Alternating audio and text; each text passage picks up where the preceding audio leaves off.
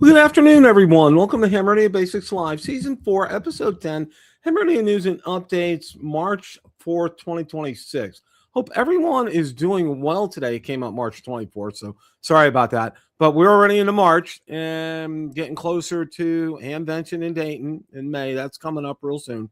So be on the lookout for that. Also, you should probably be on the lookout, too. I would imagine that HRO sends out its spring catalog around this time, and so does DX Engineering as well, although I'm not familiar with their cycles as far as their catalogs are concerned, but be on the lookout for those as well. It's always good to get that in the mail. It's like when you hear audible groans from your spouse when she sees that coming in the mail. So yeah, and there's always a good reason for that. So we'll also let you guys know I received a lot of positive reaction to my top 10 HTs. That's done. Got a lot of great comments on that. So we're going to be kind of continuing that for the foreseeable future, and we'll get to ours in just a minute. Just want to see who. Let's see. Cooley is here. Andy is here. Good deal. Glad to see you guys this afternoon. We're going to kind of get started here, and what I thought I wanted to go ahead and do is go ahead and we'll I'll get my presentation going here. Let's go ahead and get this up on the screen. Okay. We're going to be looking at the top 10 HF transceivers under $2,000 that are 100 watt. This is not QRP at all. There's going to be no quote unquote no QRP radios in this here. That was my criteria, and I wanted to try to narrow it down to like 2,000 and under, although I think one of these actually goes over 2,000. Some of the pricing had it down under 2,000, but I'll let you know when we get to that one. But all these are new. These are all currently manufactured and available right now. You don't have to go out to eBay to get them, which is real nice. So I'm just going to go ahead and get started with this here.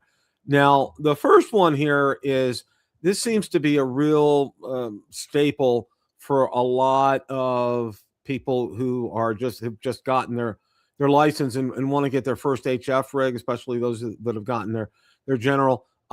It's the Yaesu FT-710 field. It also comes with a speaker as well too. The price on that right now is $999.95, just under $1,000. Compact, direct sampling, SDR covering HF 6 meters with excellent dynamic range, includes real-time spectrum scope, built-in auto tuner, advanced DSP filtering, and strong QRM rejection. Outstanding performance per dollar choice. And it really is. You do get a lot of bang for your buck in this. The waterfall display is kind of interesting. I really kind of prefer the ones on Icom, but it works. It's just something that you have to get used to, and it's personal preference kind of a thing. The menu system on this is actually surprising. It's not as bad as I thought it was going to be, because I know if you look at some other Yaesu radios, and we'll talk about here in a minute, their menu systems can drive a person to drink. They're just absolutely, positively crazy. But this is a good radio. It's dependable. You can usually find it right around $1,000 out at the major three out there: HRO, DX Engineering, and Gigaparts. So, and a lot of people do get this, and they seem to be pleased with it. And it's not as complicated to use as some other radios. So this radio has a lot going for it. Now here's probably the staple for me of HF transceivers under $2,000.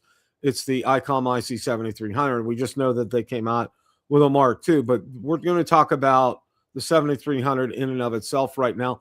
And with rebates, you can probably get it right under $1,000. Some will even get it down to $899, I think. So it's plentiful. It's out there. It's at all the major outlets. This is just a very dependable, solid radio. The menu system is almost a carbon copy of that on the IC-705.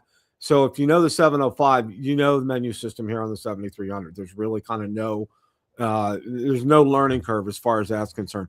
We'll go over what it says here: direct RF sampling, SDR with large color touchscreen and waterfall display, built-in automatic antenna tuner and USB audio interface for digital modes. Very user-friendly and widely considered the benchmark mid-range HF radio. And it is. The menu system on this is so easy. It's so intuitive, like the 705. It's so easy to pick this up and learn it. And to me, the only thing I would say is if you were looking to hook up a screen to this, you probably want to go for the Mark II because it does have that HDMI port, and the Mark II also does have that CW display CW on the front, so you get to read that in real time, which is really nice, especially for those of us that don't know CW. I think it does great. Oh wow, okay, yeah, thanks, Mike. Yeah, you're probably right. That's a real wow. That's a real kicker as well.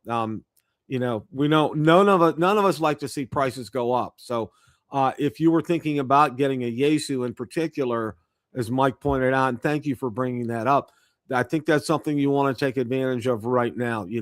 Go out there and get that before these prices go up. And in some instances, they could go up a couple of $100, which is, it's a significant amount of money. So if you're close to getting one, go ahead and pull the trigger and get one. That's some great advice. And I would think the same thing is going to be happening with Icom as well, because they're both made in Japan and the tariffs going on over in Japan as well too. So just stay tuned for all that. But no, everybody who has ever used this radio has had nothing but praise for it. It works really well. It does have the built-in tuner. It's not the best, but it does work, and it does get you to where you need to be. And like I said, it's so easy to use, and I really love the waterfall display on here. I can't say enough nice things about it. So the next one is the Yaesu FT-DX10, and it's a lot like the first radio that we looked at. It's a hybrid SDR with superior close-in dynamic range for DX and contesting. Advanced roofing filters, responsive touch display, and excellent receiver performance in crowded band conditions.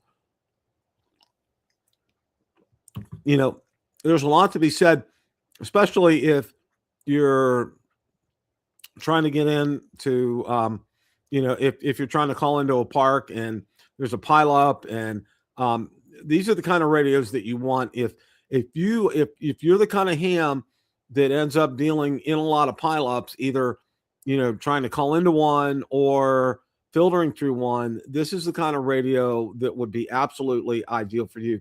MW1E, welcome. Thank you for stopping by this afternoon. Mike, yeah, I would see why. Absolutely. That's a, and thank you for bringing that up. That's fantastic. This is a good radio. It's a little more on the pricey side. It's a little, it's closer to about $1,400, $1,500. And they are out there. They are available. But remember, again, if this is something that you're considering, you definitely want to go out there now and look at purchasing one of these, because these prices are going to be going up, and you don't want to get caught having to pay another couple of $100 because of that. So let's go ahead and move on to number 4 here. Number 4 is the FT-991A. Now, what makes this radio unique is it covers all bands and all modes, HF through UHF. Includes C4 FM, digital voice, real-time spectrum scope, and internal automatic tuner, ideal single radio shack solution. And it is. If you're looking for everything at one stop, this is it. It offers everything here. It's 100 watts, of course. There have been some not so nice comments about this, I think, from the filtering type of aspect. So beware of that. And as always, go out there and read the comments out there. Like if you go out to, especially DX Engineering is real good. There's a lot of user feedback out there. There's some on Gigaparts, but I find the most I've seen out there as far as comments are concerned regarding products is out on DX Engineering. And you want to go out there and read through these because everybody's user experience is different. And from several of the ones that I mentioned, this is a good radio, but it does have some of those. It does have some concerns, and you want to go out there and get yourself familiar with those. And if this is something that you can live with, in order to have all bands in one radio, then by all means go ahead and do that. Now, and again, if this has been on your list and you've done the research and this is something that you want, I would go ahead and pull the trigger now so you can avoid that price increase that's definitely going to be coming up here. So this is the Icom IC-7100. This is a radio, is a jack of all transceiver, is a jack of all trades. You can mount this in your car, which a lot of people do. You can have it as a home, as a base station, which a lot of people do. And I know several who have one in their car and one at their base station. It's easy to use. The menu system isn't as intuitive as a 7300, but it does work. We were hoping that when Icom did the update, that they would update some things, like maybe to a touchscreen, which they did not, maybe to a color screen, which they did not.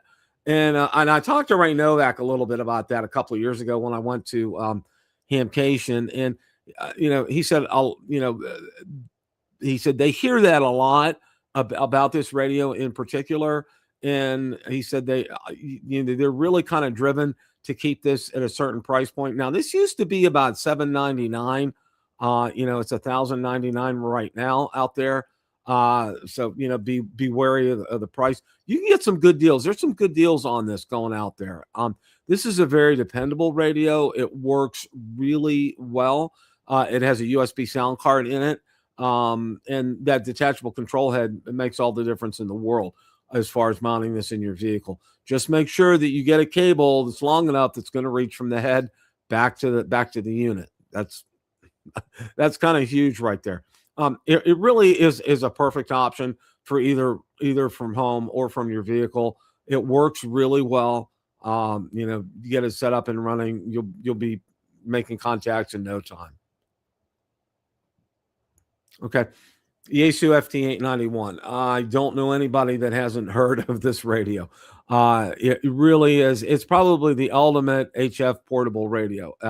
It does everything. It does it well. My only drawback and my only, it has a strong receiver performance. It has effective DSP noise reduction. You do need to get an external tuner. That's one caveat with this radio.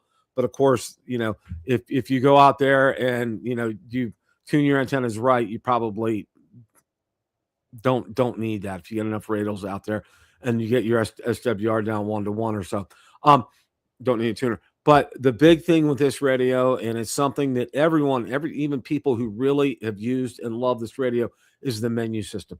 It is so deep. It is so complex. The price on this radio has always been right. All right. They've really, Yaesu's done a great job as far as that's concerned. And, my only thing is, and I asked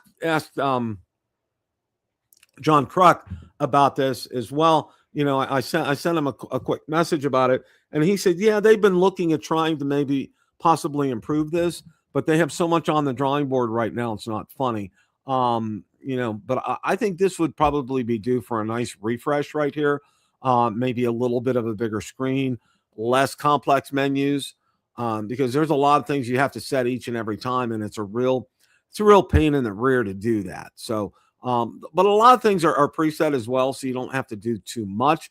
But you got to remember that. And having one of those cheat sheets, those guides that you can get out at HRO or DX Engineering or Gigaparts, that's a lifesaver with this radio. That's an absolute total must. It works really well. When you do get it set up and running, it does work very, very well. And it does have a loud signal. So something that's on your list, I would go ahead and get it again, because those prices are going to be going up on these radios here, guys. All right. Kind of switching gears here as far as manufacturers are concerned. This is the Kenwood TS590SG. And the first thing that strikes you about this is there's no waterfall display on it. All right. Because I know where all of us are kind of getting, on a transceiver, I want to see my waterfall displays. And with the Yaesus and the Icom 7300 have it, This one does not. It's high performance HF 6-meter transceiver, known for excellent receiver dynamic range, advanced IFDSP processing, configurable filtering, and clean transit audio. Great for serious DX operators. And it is. It works. It works really well. It's again, it's a little bit more pricey because it's closer to $2,000.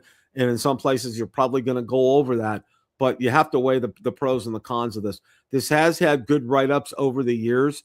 It does take some time to learn it because, again, it's not, you don't have that the waterfall effect right here. So, you kind of got to be one of those who are really kind of, you go out, you use your ham clock, and you get your information out there about solar activity, what bands are active that day. You'll know where to go. So you're not hunting in the dark. And I think that's it's especially true for radios like this or transceivers like this, because you really, Andy, yeah, it is, Andy. It's a fantastic radio. It really is. It's just, it's on the pricier side, and it's one of these ones. There is a little bit of a learning curve with this. So, I'm not going to lie. It's one of these ones, but it has had really very few, if any, negative reviews on this. Again, it's kind of on the pricier side as far as radios are concerned, but all in all, it's a good one. All right.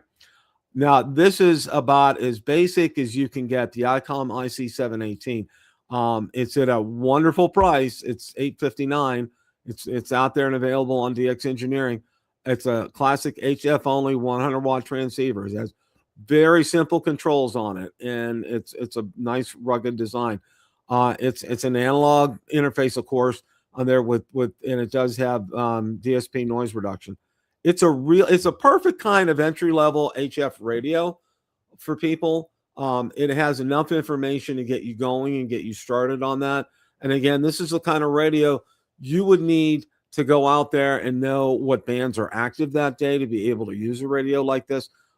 There is a learning curve for this. So, again, it is an older model, but it's still available new, which is very interesting. They've kept this going because it's been a good seller through the years for Icom. They haven't said, if it ain't broke, don't fix it kind of a thing. And, they said, why not? And it's tried, it's true. It gives you some relevant information on the panel up there. And again, it's very simple and easy to operate. Let's go here to number 9, the FT-DX101D. Now, more often than not, this is over $2,000. I just want to kind of lead things in on this one. Okay. Now, this is kind of like a Mac Daddy here for of the transceivers under 2,000. It had hybrid SDR architecture, strong dynamic range, advanced filtering, premium receiver performance, and robust construction for demanding operators. And this is on a lower scale, like under $5,000 and under. This is probably one of the best ones that you can get from Yaesu. And again, that price is definitely going to be probably over $2,000 right now. I did go out there and look, and it is. And again, with radios like this is something, if you're considering it, you probably want to go ahead and check that out and get it before that price goes up, because the higher in dollar amount that you go on a lot of these radios, the more it's going to end up costing you. So I would suggest, if this is something that you're interested in, go ahead out there, check it out, and get it so you don't have to pay that price increase. Now, one thing with this radio, again, there is a lot on this radio. It does a lot, and there is a learning curve on it. So be aware of that. Just, Cooley, I don't know. I did not look that up. It may be. I'm not 100% sure if it's 200 watts or not, but I will definitely check on that. I think it might be. I think I did read something on that. So we'll stay tuned. I'll definitely let you know. Now, last but not least, and this was real interesting because I had to use a chat GPT and to go out there and assemble this list for me, because I could go out the, I could pick 10 out there, but I wanted to get the 10 best that are under, $2,000. And it was real interesting that it came up with the FTX1 Optima, because, as you know, when you put the head and the base unit together, it is a full-fledged HF 100-watt radio here, okay? It does have a touchscreen, which is real nice, DSP filtering. It had some quirks when it came out. I will definitely say that. And I know, for example, Mike from Ham Radio Tube, he traded his in. He got a 7300 Mark II instead. He said, and he listed Mike had several issues with his, and and it does happen with these kind of radios. But this is a very interesting choice as a base unit for your home operations. And I look at something like this, which is nice because it's versatile, because you can go ahead and do QRP with it and just take the head out and do POTA with it if you want to, which is real nice. Or you can take the whole setup with you and go out there at 100 watts instead of doing QRP, which is nice.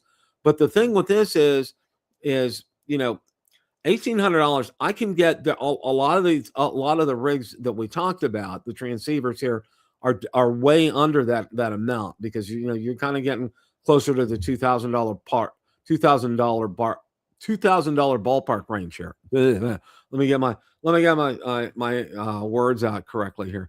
So this this is what they came up with, and they're right. Technically, I can't argue with them as far as it being, it's an HF radio, it's 100 watts, and it's under $2,000. So I mean, they really, they followed my instructions and my prompts. So kudos to them for that. But no, this is on the list, and if this is something you want, if you're interested in it also for the QRP option as well, and you don't have something like a 705, this would be an ideal kind of a solution for you, because you can hook it up to your home and have a full 100-watt radio, or you can take that on the field, have a QRP radio as well.